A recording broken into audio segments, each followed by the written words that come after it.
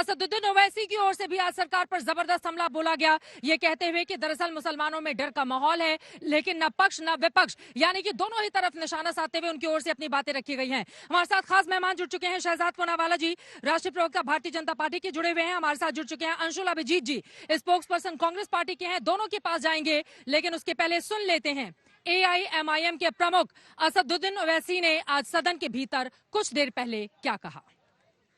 Sir, हालिया दिनों में हमारे मुल्क में ट्रेन में एक वर्दीपोश दहशतगर्द ने अपने सीनियर मीना साहब का कत्ल करने के बाद ट्रेन के कंपार्टमेंट में जाकर नाम पूछकर, चेहरे पर दाढ़ी देखकर, कपड़े देखकर उनको कत्ल कर दिया।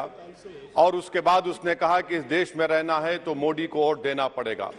मैं हुकूमत से जानना चाहूंगा कि क्या ये अक्सरती तबके की एक्सट्रीमिज्म और रेडिकलाइजेशन की बेहतरीन मिसाल नहीं है, और अगर है तो फिर हुकूमत इस पर क्या करेगी। सर, हमारे आइन में, संविधान में लिबर्टी ऑफ कॉन्शियस को लिखा गया, तमहीद में, यानी जमीर की आजादी का जिक्र किया गया है। मैं हुकूमत से और खास तौर से वजीर आजम से जानना चाहता हूं कि कहां गया इस हुकूमत का जमीर, कॉन्शियस जिसको अंग्रेजी में कहते हैं, जब नूह में 750 इमारतों को बगैर ड्यू प्रोसेस फॉलो किए उनके इमारतों को मुनद्दम कर दिया गया, और इसलिए कि वो मुसलमान थे, पूरे के पूरे इलीगल थे। इसीलिए पंजाब की हाईकोर्ट, हरियाणा की हाईकोर्ट ने कहा कि ये एथनिक क्लेंसिंग है। इसकी एक बेहतरीन मिसाल है उस हुकूमत की। तीसरी है कि इस मुल्क में एक नफरत का माहौल, बल्कि एक आतिश को पैदा कर दिया गया, मुसलमानों के खिलाफ नफरत का माहौल। ये 9 साल का इनका ये कारनामा है। क्या आपको एक मसला बना दिया गया और मुस्लिम बच्चों को तालीम से महरूम कर दिया गया?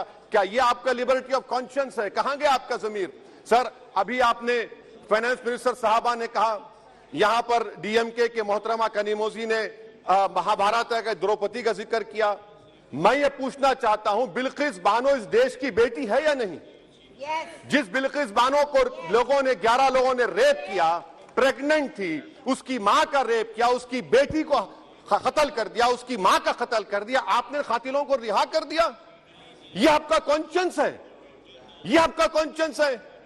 आप बिल्किस बानो से लेकर मणिपुर, चीन, पाकिस्तान, तमाम मुद्दों को उठाकर सरकार को घेरते हुए असदुद्दीन ओवैसी को आपने सुना। इसके ठीक पहले महुआ मोइत्रा की ओर से भी सरकार पर जबरदस्त हमला किया गया है। शहजाद पूनावाला, दोनों ही नेताओं को आपने सुन लिया है। उनकी ओर से बिल्किस बानो के मुद्दे पर जवाब मांगा जा रहा है। चीन के मुद्दे पर कुलभूषण जाधव पाकिस्तान से क्यों नहीं लेकर आया जा रहा है, और मणिपुर में CM को क्यों नहीं हटाया गया, क्या मजबूरी रही बीजेपी की, इस पर भी वो घेरते हुए आपको। दिलचस्प बात असदुद्दीन ओवैसी ने की। वैसे तो चौकीदार और दुकानदार दोनों ही पेशे जो है बहुत ही इंपॉर्टेंट माने जाते हैं, परंतु राजनीतिक अगर शब्दावली में देखा जाए तो चौकीदार किसको कहते हैं? जो पहरेदारी करता है देश के संसाधनों की, और दुकानदार किसको कहते हैं? जो बेचता है चीजों को। तो मुझे लगता है असदुद्दीन ओवैसी क्या कहना चाह रहे थे और क्या उनकी बातों से निष्कर्ष निकला, पूरी देश ने देखा है। अच्छा, असदुद्दीन ओवैसी जब ये कहते हैं बात, इमराना का केस याद है उन्हें?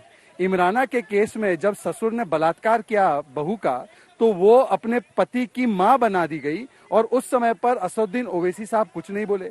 जिनकी पार्टी के सांसद सर तन से जुदा के नारे लगाते हैं, तब असदुद्दीन साहब कुछ नहीं बोले।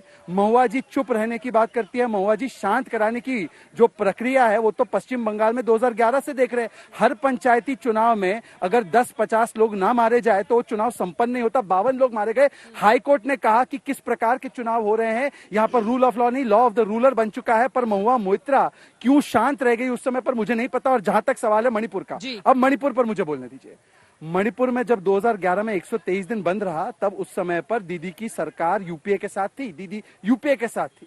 मुझे बता दीजिए कि महुआ मोइत्रा की लीडर ने, दीदी ने एक भी बार प्रधानमंत्री का वक्तव्य तो दूर की बात है, वहां पर कोई भी स्टेटमेंट मांगा या कोई भी पार्लियामेंट में स्टेटमेंट हुआ? ये वॉट अबाउटरी नहीं है, ये कोई दो चीजों की तुलना नहीं है। ये आपके चयनात्मक आक्रोश को दर्ज कराने के लिए मैं दिखा रहा हूं आपको आईना कि 2011 की बात हो, 93 की हो, 97 की हो, मणिपुर को जलने के लिए किसने छोड़ दिया था और आज कौन कार्रवाई कर रहा है, ये स्पष्ट है।